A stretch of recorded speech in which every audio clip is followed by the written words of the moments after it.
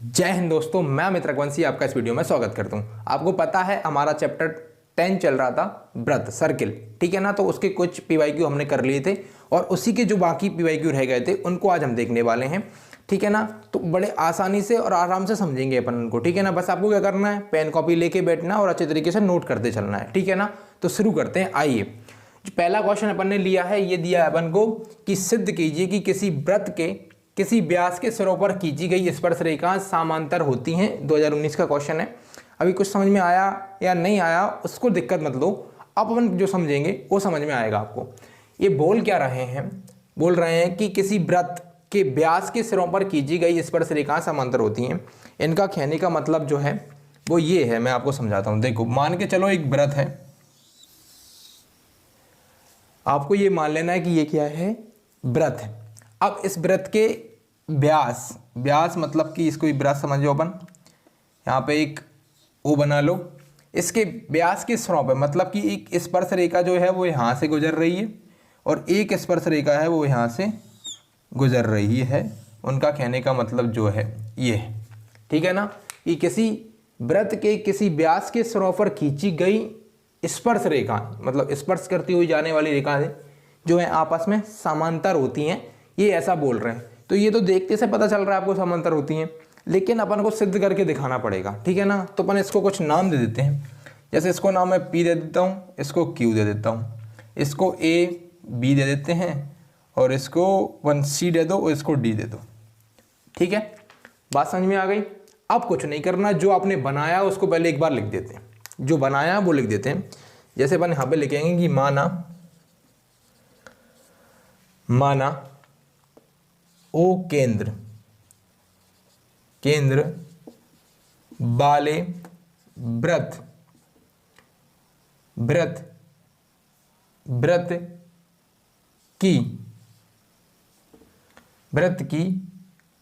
का व्यास, एक मिनट रुकना। ओ केंद्र वाले व्रत का व्यास पी क्यू है। क्या है? पी क्यू है, ठीक है। समझ गए, ये बात समझ में आ गई। अब आगे क्या देते हैं अपन, हाँ अब आगे देखते हैं कि बिंदु P और Q पर दो स्पर्श रेखाएं जो हैं वो कौन कौन सी हैं, रेखाएं AB और CD हैं, ठीक है ना। कुछ नहीं बोला अपन ने, ये बोला कि अपन ने एक केंद्र वाला व्रत लिया है और व्रत का जो व्यास है वो PQ है। बिंदु P और Q पर दो स्पर्श रेखाएं, P पर AB और Q पर CD जो है स्पर्श रेखाएं हैं, ठीक है ना। इतना अपन को लिखना था। अब एक बात समझो मुझे कि अगर ये स्पर्श रेखाएं हैं तो OP उस पर क्या हो गया, AB पे लंब हो गया कि नहीं हो गया। तो अपन लिखेंगे कि OP लंब है। क्या है? लंब है किस पे? AB पे लंब है, क्योंकि वो 90 डिग्री बना रहा है। और इधर ये Q पे लंब है, Q पर भी ये लंब है। पर आप एक बात समझो कि अगर ये लंब है तो इस पे एक कोण बन रहा है। कौन सा बन रहा है? OPB। कौन सा बन रहा है? कोण OPB बराबर 90 डिग्री, ठीक है। ये कोण समझ में आ गया। अब इसको पर समीकरण नंबर 1 मान लेते हैं। क्या मान ले रहे हैं? समीकरण नंबर 1। अब आगे चलेंगे तो आगे देखेंगे अपन, क्या देखेंगे कि इस प्रकार ये था ना, इसी प्रकार क्या है OQD। एक मिनट रुक जाओ, पहले लंब लिख देते हैं। क्या कि OQ लंब है किस पे? CD पर, ठीक है ना। CD पर लंब है तो इस पे भी एक त्रिभुज कोण बन जाएगा। कौन सा कोण बनेगा? इस पे बनेगा OQ और D बराबर 90 डिग्री। कौन सा डिग्री? 90 डिग्री। और ये समीकरण नंबर 2 मान लेते हैं। क्या मान लेते हैं? समीकरण नंबर 2 मान लेते हैं। अब समझना आराम से।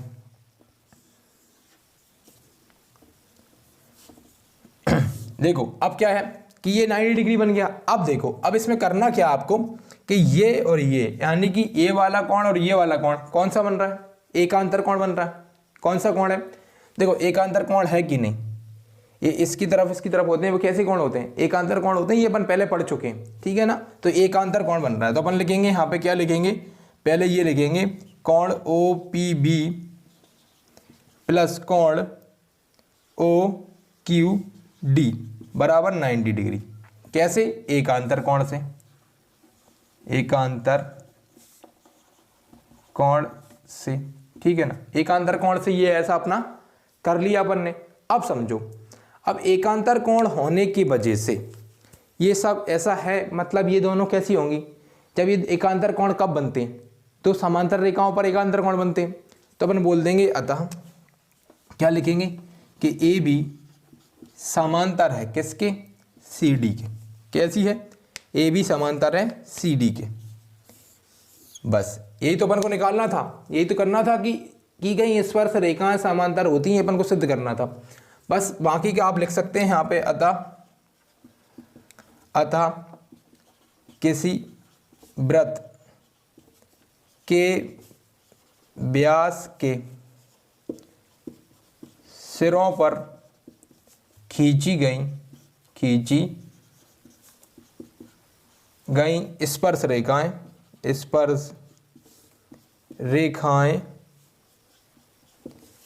रेखाएं समांतर होती हैं। बात समझ में आ गई? देखो इस क्वेश्चन को आराम से शांति से एक बार और समझो। क्या है कि अपन को कुछ नहीं करना था, अपन ने एक त्रिभुज बना लिया, त्रिभुज को मान लिया और दोनों सिरों पर एक उसके व्यास के दोनों सिरों पर अपन एक रेखाएं जो है समांतर निकाल दी। कैसे? स्पर्श कराते हुए। अब वो समांतर हैं ये अपन को सिद्ध करना था, इसलिए अपन ने क्या किया, इसमें 90 डिग्री कोण बन रहा था, इसमें 90 डिग्री कोण बन रहा था। और ये दोनों कोण कैसे बन रहे थे? एकांतर कोण बन रहे थे। और एकांतर कोण हमेशा समांतर रेखाओं पर बनते हैं। कैसे बनते हैं? समांतर रेखाओं पर बनते हैं। तो अपन बोल देंगे कि अतः ए बी और सी डी जो है वो आपस में कैसी हैं? समांतर रेखाएं हैं। ये अपन को सिद्ध करना था। और यहाँ पे आप लिख सकते हैं हेंस प्रूफ, ठीक है ना, हेंस प्रूफ। ये आपका आंसर हो गया। इस वाले को अच्छे से नोट कर लो, अपन चलते हैं अगले वाले पे, ठीक है। हाँ तो प्यारे साथियों, क्वेश्चन नंबर 1 नोट हो गया। क्वेश्चन नंबर 2 को समझना। इस क्वेश्चन को ये मान लीजिए आप कि ये बहुत ज़्यादा मोस्ट क्वेश्चन है, ठीक है ना। इस चैप्टर से अपन एक क्वेश्चन तो छोड़ ही नहीं सकते। आप कोई सा भी क्वेश्चन छोड़ सकते हैं, बस इस क्वेश्चन को नहीं छोड़ सकते। याद रखना इसको। ये क्वेश्चन आपको करके जाना है, कम से कम 5-10 बार प्रैक्टिस करके जाना है, ठीक है ना। इस क्वेश्चन को जब मान लीजिए कि आपको रट लेना है, ठीक है ना। तो इसको शुरू करते हैं और बड़े ध्यान से अच्छे तरीके से नोट करना, ठीक है। इसको करते हैं कि किसी बाह्य बिंदु से वृत्त पर खींची गई 2 स्पर्श रेखाओं की लंबाई बराबर होती है, सिद्ध कीजिए। ये अपन को सिद्ध करना है कि ए वाली स्पर्श रेखा और इस वाली स्पर्श रेखा को किसी बाह्य बिंदु से मिला रहे हैं तो इनकी जो है लंबाइयाँ कैसी हैं? बराबर हैं। ये अपन को सिद्ध करना है, ठीक है ना। तो अपन को पता है सिद्ध करते हैं कोई भी चीज़, प्रमेय सिद्ध करते हैं अपन, उसको पहले क्या करना पड़ता है अपन को? प्रमेय सिद्ध करने से पहले अपन क्या करते हैं, उसमें क्या क्या दिया है वो देखते हैं, फिर उसमें क्या रचना हो सकती है वो करते हैं, उत्पत्ति निकालते हैं और उसको सिद्ध कर देते हैं। तो सबसे पहले अपन को क्या करना है, इसमें क्या दिया है अपन को वो देखते हैं, यानी कि क्या ज्ञात है वो देखते हैं। ज्ञात क्या क्या है अपन को वो देखते हैं। वृत्त। अब इस वृत्त में आपको पता है कि P बाह्य बिंदु है, Q और R जो क्या है, PQ और PR जो है स्पर्श रेखाएं हैं। अपन लिख सकते हैं कि वृत्त में केंद्र O तथा PQ और PR 2 स्पर्श रेखा हैं, स्पर्श रेखाएं। ये अपन को पता है, ये अपन ने लिख लिया। अगर आपको देख नहीं रहा है तो थोड़ा झूम करके देखिएगा, ठीक है ना। जगह कम है, इसमें बनने नहीं, इसलिए मैं कर रहा हूँ। ये अपन ने ज्ञात वाला पोर्शन कर लिया। ज्ञात है वो देख लिया कि वृत्त में केंद्र O पर PQ और PR 2 स्पर्श रेखाएं हैं। ये अपन ने अच्छी तरीके से देख लिया। अब इसमें कुछ रचनाएं कर सकते हैं अपन, तो उनको कर लेते हैं। जैसे मैं अगर इस Q से इसको मिला दूं तो O को मिला दूं, ठीक है ना। Q से O को मिला देते हैं और O से R को मिला देते हैं, ठीक है ना। तो ये 90 डिग्री बनाते हैं। आपको पता है ना कि केंद्र से त्रिज्या पर प्रति पर खींची गई रेखा को क्या होती है, 90 डिग्री का कोण बनाती है, ठीक है ना। एक यहाँ से भी मिला सकते हैं अपन, ठीक है, ये भी मिला सकते हैं, ठीक है। अब ये क्या हुई, रचना की अपन ने, रचना हुई। तो रचना क्या की अपन ने वो देखते हैं कि अपन ने ओ क्यू तथा ओ आर को मिलाया, ठीक है ना, और ओ पी को भी मिलाया, ठीक है ना। क्यू ओ क्यू को मिला दिया, ओ आर को मिला दिया और ओ पी को मिला दिया। अब इससे उत्पत्ति क्या हुई देखते हैं।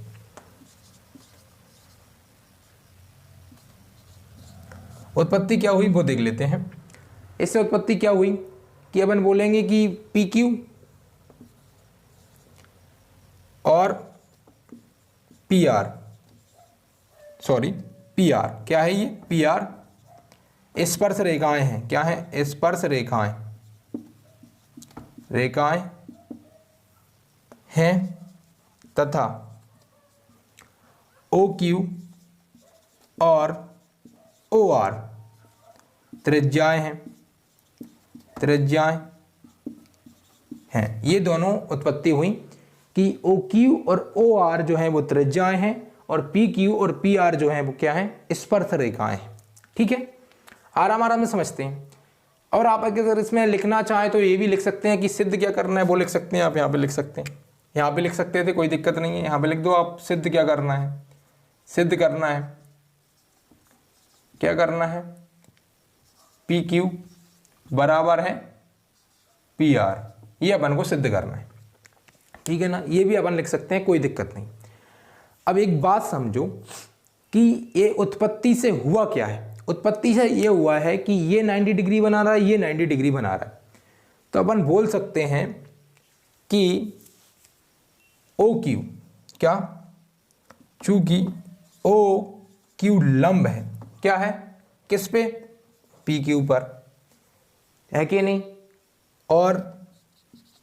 और क्या है, और ओ आर लंब है, ओ आर लंब है पी आर पे, है कि नहीं, है कि नहीं, है ना। ये वाला लंब इस पे और ये वाला लंब इस पे है, लंब है। अब इस लंब की वजह से हो क्या रहा है कि यहाँ 90 डिग्री बन रहा है, यहाँ 90 डिग्री बन रहा है, इसकी वजह से 90 डिग्री बन रहा है। तो कैसे करेंगे अपन, जिससे हो क्या रहा है कि अपन लिख देंगे ओ क्यू पी, कोण ओ क्यू पी और कोण कौन सा, ओ आर पी बराबर 90 डिग्री। ये दोनों कोण जो है वो 90 डिग्री के बन रहा है। क्यों, क्योंकि लंब हमेशा 90 डिग्री बनाता है और दोनों स्पर्श रेखाओं पर बना रहा है, तो कैसा बनाएगा, बराबर दोनों 90 डिग्री बन रहा है।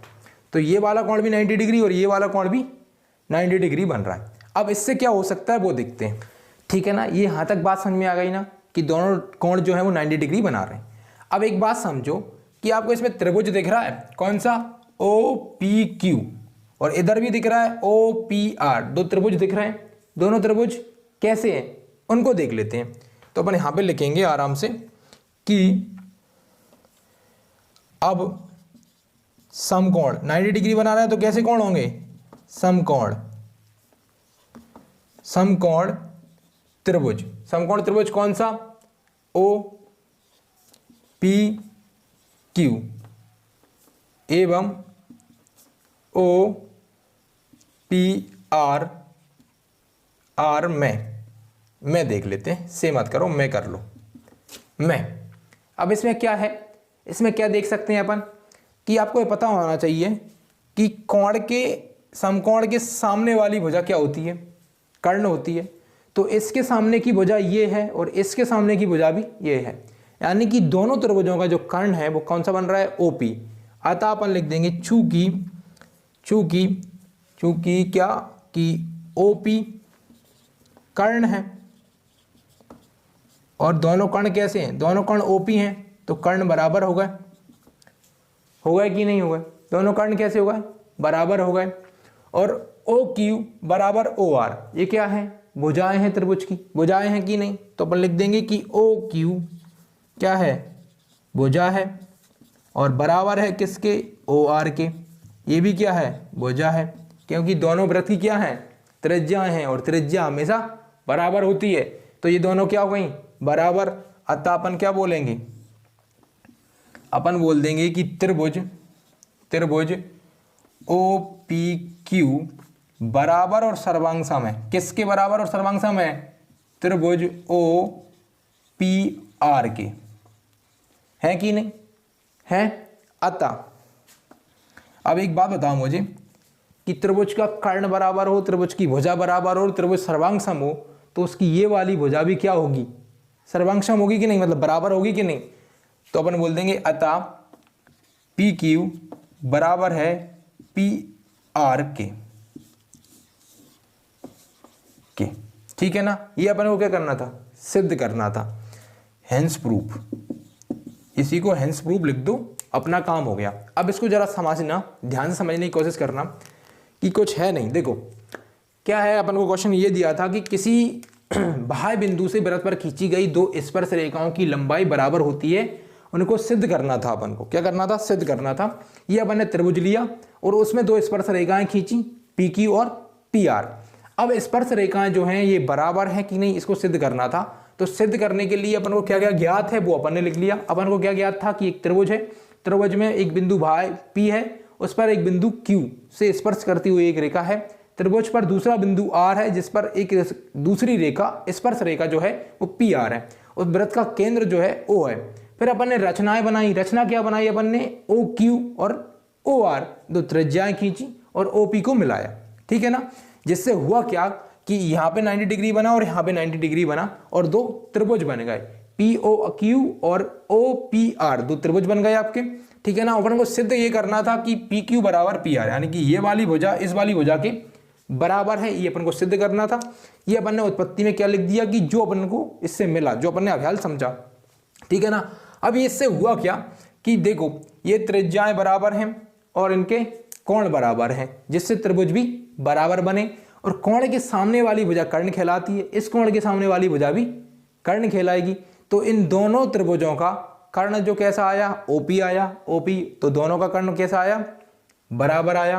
अब ये दोनों त्रिज्याएं हैं कि OQ और OR, ये भी क्या हैं, त्रिज्याएं हैं, तो ये दोनों भी कैसी आई, बराबर आई। तो भुजा बराबर भुजा और कर्ण बराबर कर्ण आया, जिससे हम कह सकते हैं कि त्रिभुज सर्वांग सम और बराबर हैं। यानी कि दो भुजाएं ये बराबर आ गई तो त्रिभुज क्या होते हैं, सर्वांग सम होते हैं। तो इसकी ए वाली भुजा यानी कि PQ बराबर PR भी होगा। ये अपन ने किससे देखा, सर्वांग सम प्रमेय से। आप लिखना चाहें तो लिख भी सकते हैं कि हमने ये किससे सिद्ध कर दिया, सर्वांग सम प्रमेय।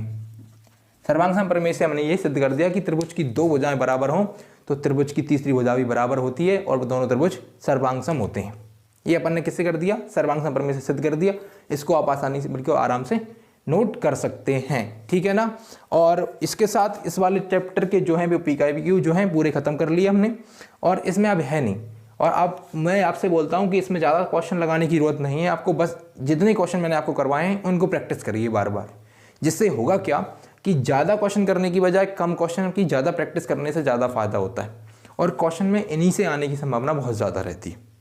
ये रिपीटेड क्वेश्चन होते हैं, ठीक है ना, क्वेश्चन लिमिटेड हैं, इसमें आप आसानी से बिल्कुल कर सकते हैं, कोई दिक्कत नहीं है। आप क्या कर सकते हैं, इस वीडियो के साथ इस वीडियो को शेयर कीजिए अपने दोस्त क्लासमेट के साथ, और हमको चैनल को सब्सक्राइब करके रखिए और हमारे साथ जुड़े रहिए, ठीक है ना। मिलते हैं अगली वीडियो में, जय हिंद।